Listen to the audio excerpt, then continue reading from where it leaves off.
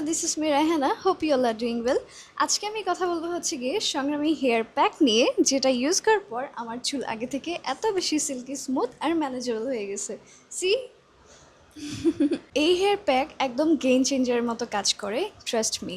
বেশি কিছু করতে হয় না, যদি আপনাদের হাতে সময় বেশি থাকে তাহলে এই হেয়ার প্যাক 3 থেকে 4 চামচ একটা বাটিতে নিয়ে নেবেন। তারপরে একটা ডিম, একটা পেঁয়াজের রস আর 3 থেকে 4টা লেবুর রস স্কুইজ করে একটা হেয়ার প্যাক বানিয়ে নিলেই হয়ে যাবে রেডি।